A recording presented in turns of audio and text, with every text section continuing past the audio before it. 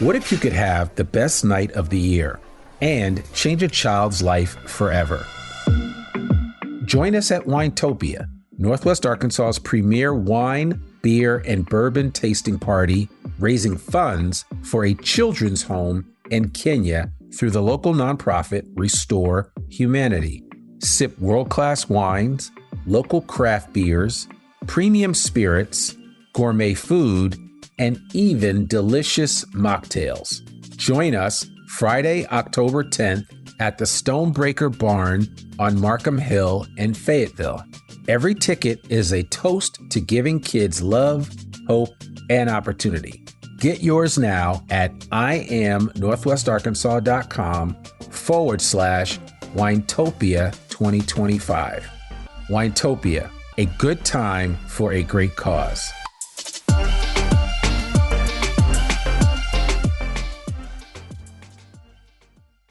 Searching for local businesses in Northwest Arkansas just got easier.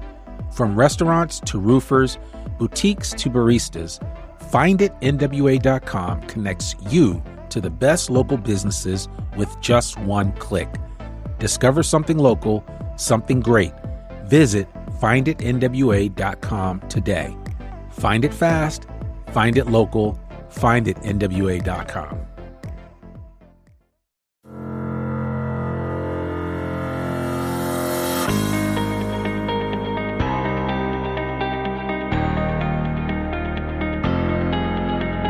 It's time for another episode of I Am Northwest Arkansas, the podcast covering the intersection of business, culture, entrepreneurship, and life in general here in the Ozarks. Whether you are considering a move to this area or trying to learn more about the place you call home, we've got something special for you. Without further ado, here's our fearless host, Randy Wilburn. Hey folks, it's Randy Wilburn here, and welcome back to another episode of I Am Northwest Arkansas. Listen, I'm recording this episode just a few hours after stepping off the TEDx Fayetteville stage. And honestly, I'm still processing everything. The people, the energy, the stories that were shared. It was powerful, to say the least. I had the chance to share something really personal today. A talk called It's Never Too Late to Do the Thing You Were Called to Do. It's a message that's been growing in me for a long time. And standing on that red dot, I could feel just how much it resonated with others. So I thought, why not bring that same talk here to this community? This podcast is where so many of my own second acts have unfolded. And if there's ever been a place to reflect, to dig deeper, and to share from the heart, it's here with you. So this episode is a little different. It's part reflection, part recreation, my TEDx talk, shared through this mic, the same way I started sharing stories years ago. Let's dive in.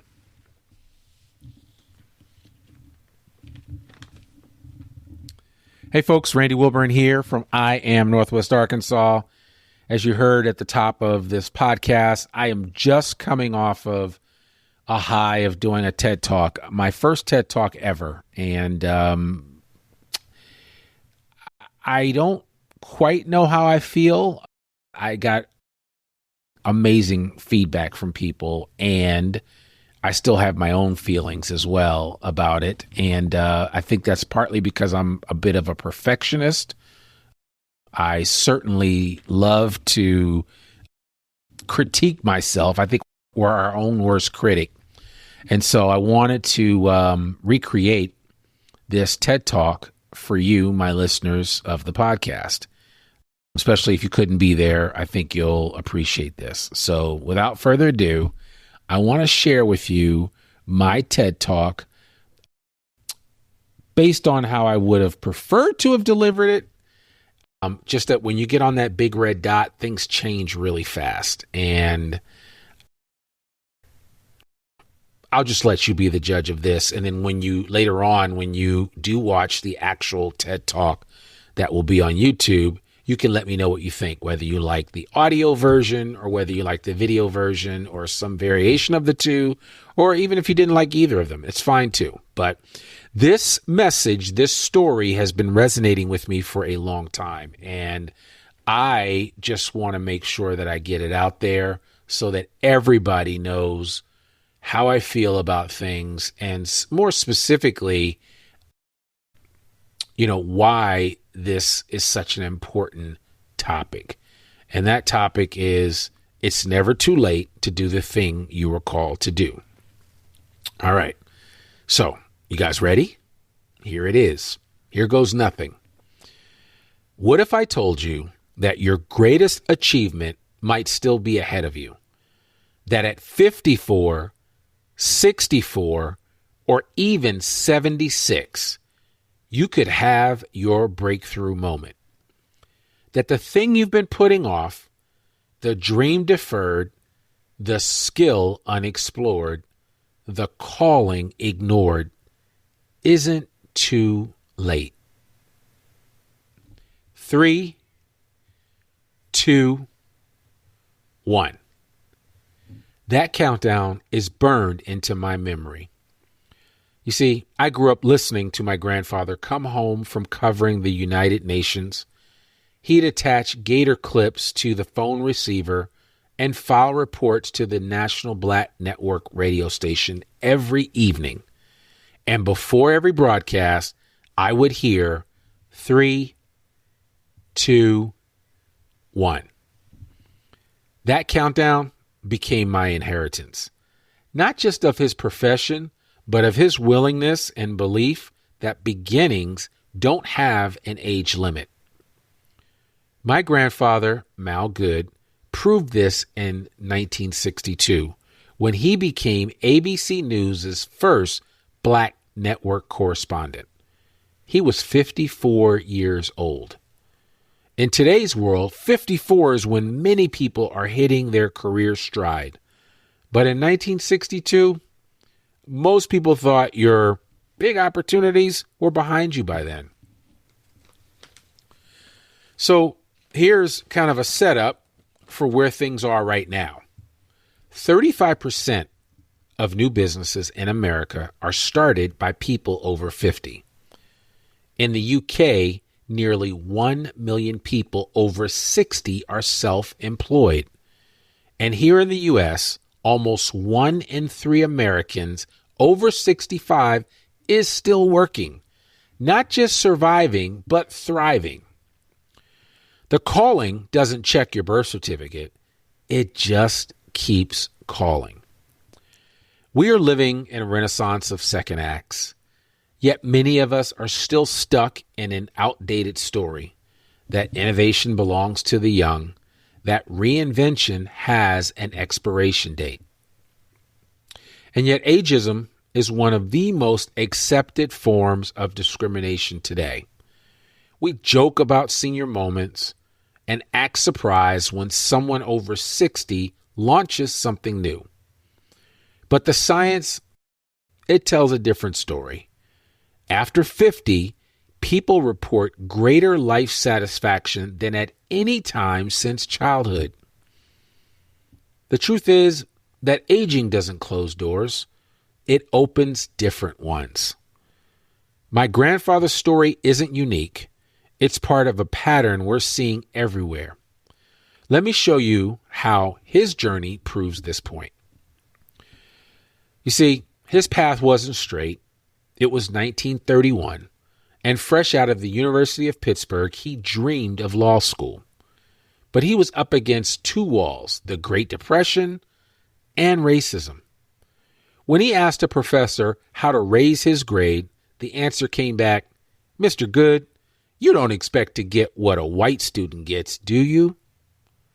Denied that door, he found others, mentoring boys at the YMCA, then reporting for the Pittsburgh Courier, one of the nation's leading black newspapers, and traveling the South to cover Jim Crow firsthand. Soon after, he broke into radio, first as the only black voice on Pittsburgh's KQV, and then alongside his sister Mary D. in a groundbreaking show that gave African Americans a voice in mainstream media.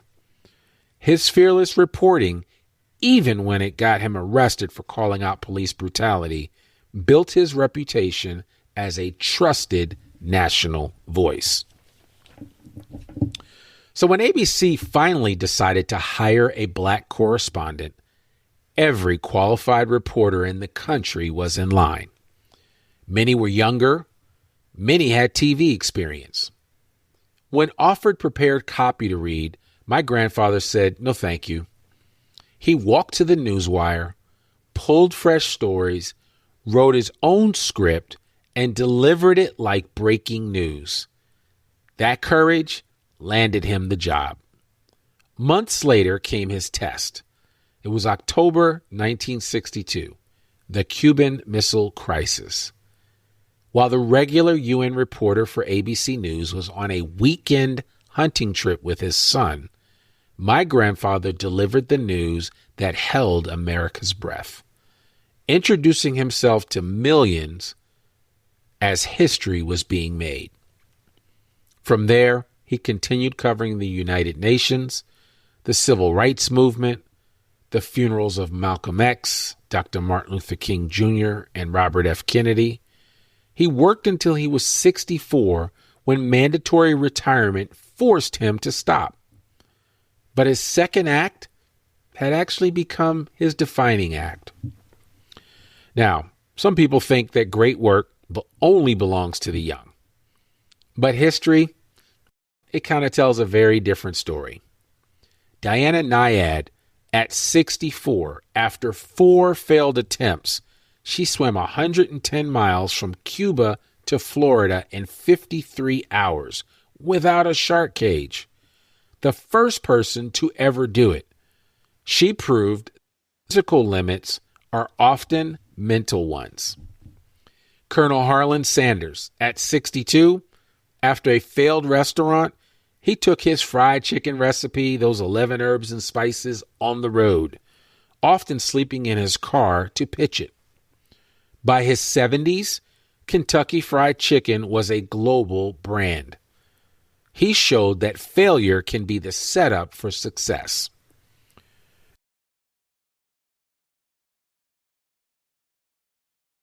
Nelson Mandela. After 27 years in prison on Robben Island, he became South Africa's first black president at 76, guiding the country through its fragile early years of democracy.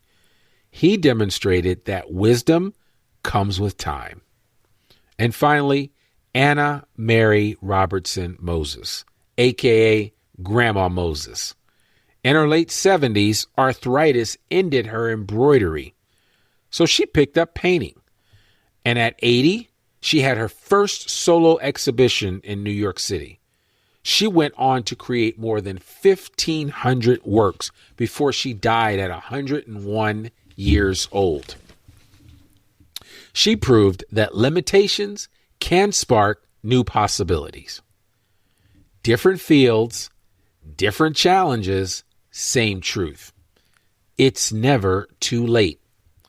And research shows that with positive beliefs about aging, people live on average 7.5 years longer than those with negative ones. Belief matters.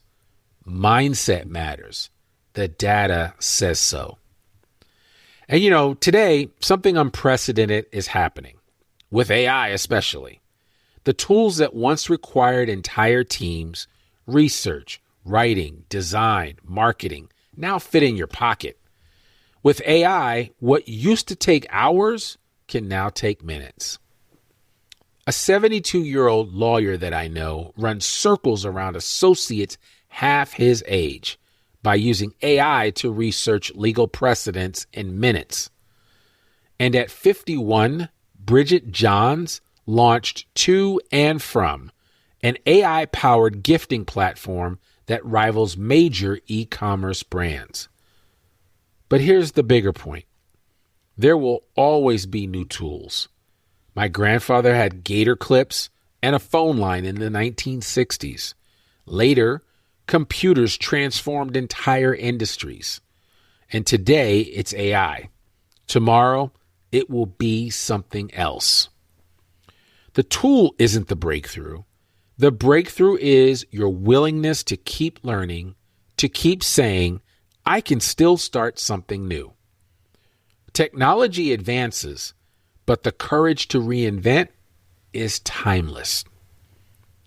So what about you? Here's how you begin. The same countdown that guided my grandfather. 3, reflect. Write down 3 things you've always said someday I'll about maybe learning a language, starting a podcast, writing a book. 2, reframe. Pick one and flip the script. Instead of I'm too old, ask what problems can I solve that someone half my age hasn't even lived through yet. Your wrinkles are your credentials. And 1, reignite this week, not someday, this week. Take 1 micro step, record a 2-minute voice memo, finish lesson 1 in your language app of choice, or spend 30 minutes researching a competitor. And you know what? This isn't just about age. Reinvention, honestly, shows up at every stage of life. Maybe you've been laid off after years at a company.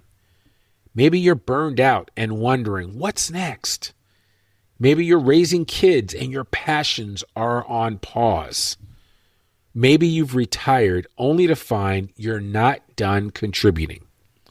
Wherever you are, the message is the same. Your calling doesn't expire.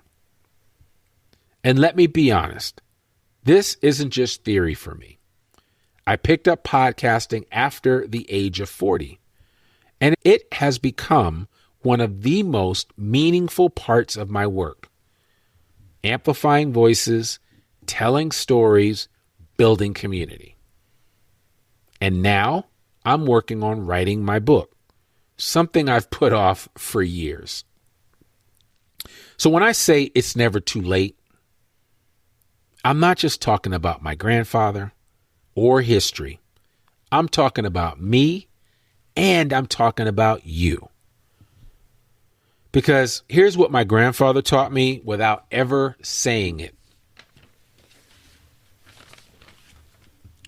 Your calling doesn't expire. Your second act might be your greatest act, and the moment to begin is always the same.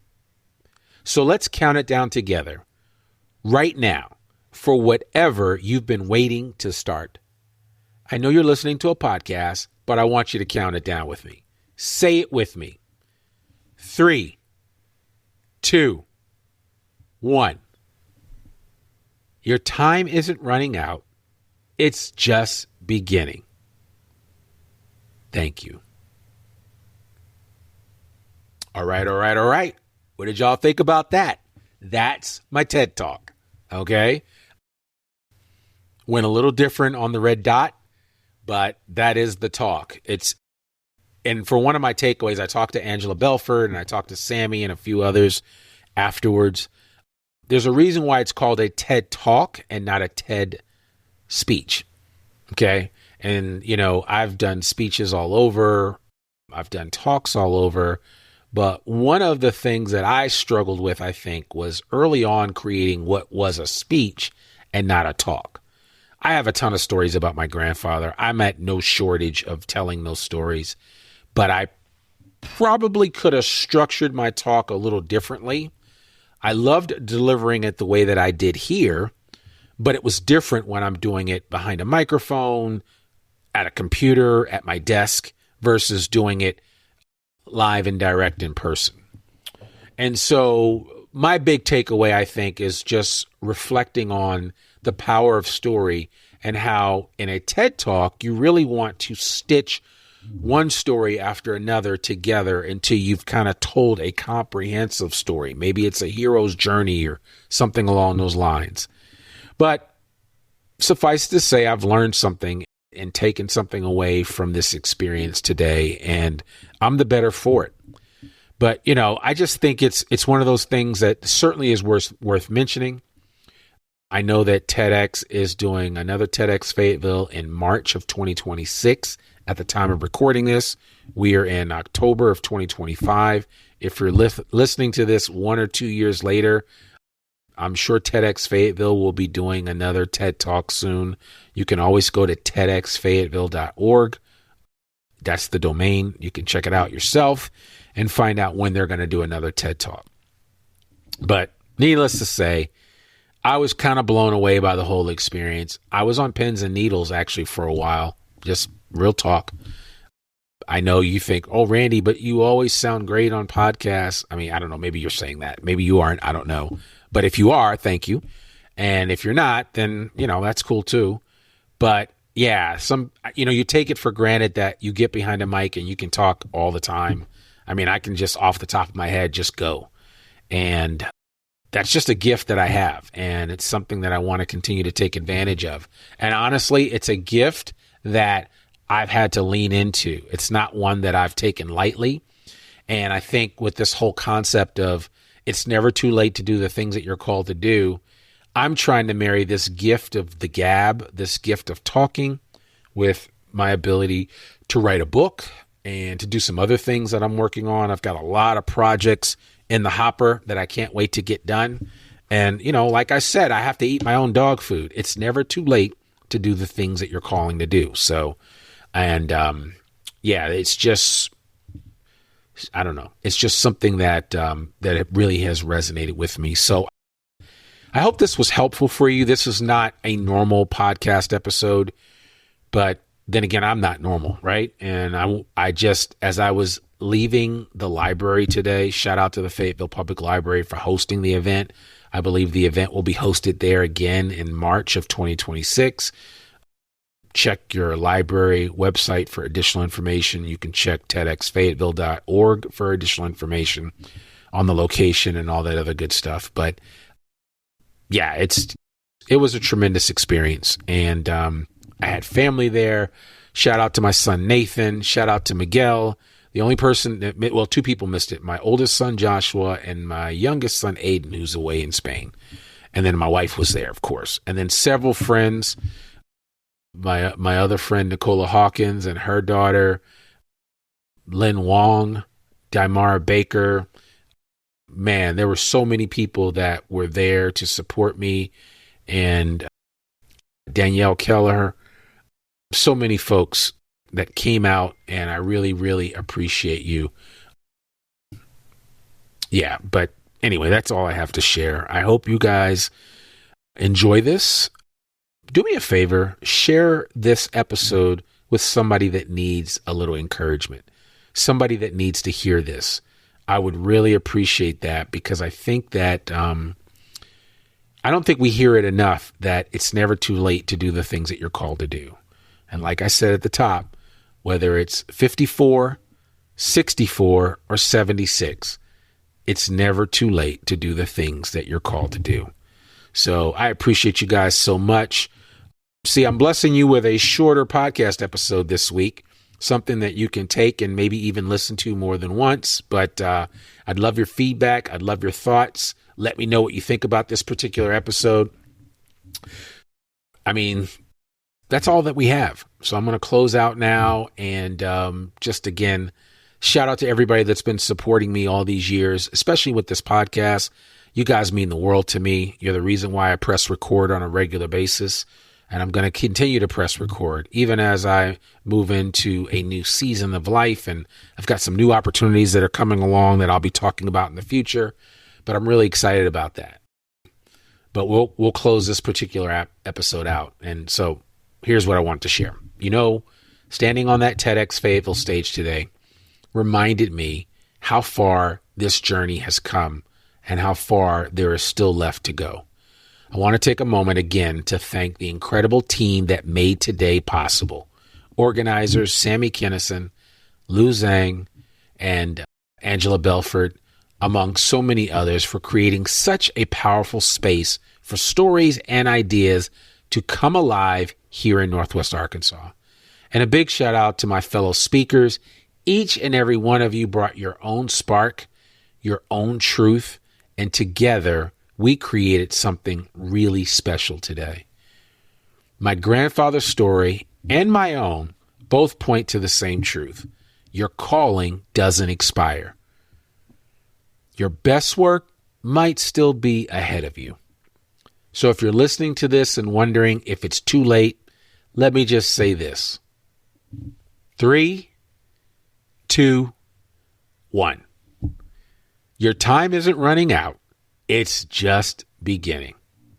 If you'd like to learn more about TEDx Fayetteville, or maybe even nominate someone or yourself for a future event, visit TEDxFayetteville.org. Thanks for listening and for being a part of this incredible community here in Northwest Arkansas.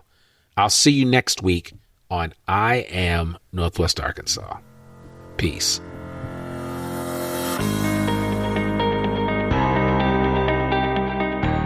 We hope you enjoyed this episode of I Am Northwest Arkansas. Check us out each and every week, available anywhere that great podcasts can be found.